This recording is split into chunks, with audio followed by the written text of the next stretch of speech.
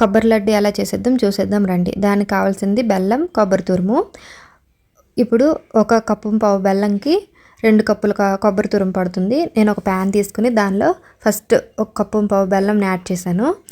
తర్వాత దానిలో ఒక 2 to 3 స్పూన్స్ వాటర్ వేసి బెల్లంని కరిగించాలి.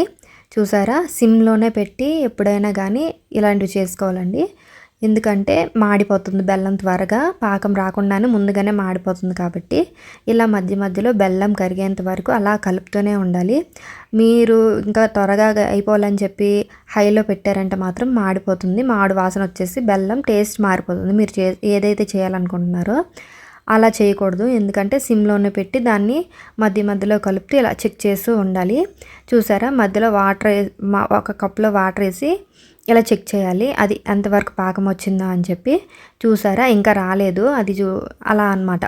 మళ్ళీ వేసాను, మళ్ళీ చెక్ చేద్దామని మళ్ళీ ఇందులో వేసాను. ఇప్పుడు చూడండి, ఇందాకల కంటే కొంచెం ఒక ముద్దలా ఫామ్ అయింది. ఇంకా చాలదండి, ఇంకా మళ్ళీ వేసి మళ్ళీ కలుపుతూ ఉండాలి. అది చూసారా, నురగగా వస్తుంది సైడ్కి. అలా పొంగుగా నురగగా వస్తుందంటే ఇంకా మనకి పాకం ఒక 2 to 3 మినిట్స్లో రెడీ అవుతుందని అర్థం. ఇప్పుడు దానిలో మనం తీసుకున్న 2 కప్పుల కొబ్బరి తురుముని యాడ్ చేసుకొని బాగా మిక్స్ చేయాలి. మీకు నచ్చితే ఇప్పుడు ఈ టైంలో నెయ్యి కానీ ఇంకా ఇలాచీ పౌడర్ కానీ యాడ్ చేసుకోవచ్చు. ఈ మొత్తం బెల్లం పాకంతో కలిసిపోయేటట్టు కలుపుకుంటూ ఉండాలి. చూడండి అలా చేస్తున్నాను నేను, అలా అన్నమాట. అలా కలుపుతూ ఉండాలి. మొత్తం ఆ పాకంలోకి ఈ కొబ్బరి తురుము అనేది కలిసేటట్టుగా కలుపుతూ ఉండాలి. అక్కడ ఒక 10 to 15 మినిట్స్ అలా కలుపుతూ ఉంటే ఈ బెల్లము అది కలిపి ఒక పాకం ముద్దలా తయారవుతుంది.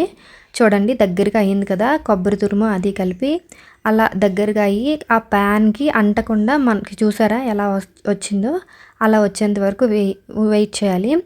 అలా అయిన తర్వాత స్టవ్ ఆఫ్ చేసి ఒక ప్లేట్కి ఆయిల్ రాసి లేదా నార్మల్గానే తీసుకొని ఈ విధంగా వేడిగా ఉన్నప్పుడే లడ్డూలు చేయాలండి. లేదంటే బాగా రాదు. ఇప్పుడేమో కొంచెం ఆయిల్ నేను చేతికి అప్లై చేసుకుంటూ లడ్డూలు చేస్తున్నానండి. చూడండి ఎంత బాగా లడ్డూలు వస్తున్నాయో. ఈ విధంగా ఎప్పుడైనా సరే ఇంట్లోనే ఈజీగా కొబ్బరి లడ్డూలు చేసుకోండి. చాలా బాగుంటాయి. చిన్నపిల్లలు ఉన్న వాళ్ళకి బాగుంటాయి, చాలా చేసుకోండి.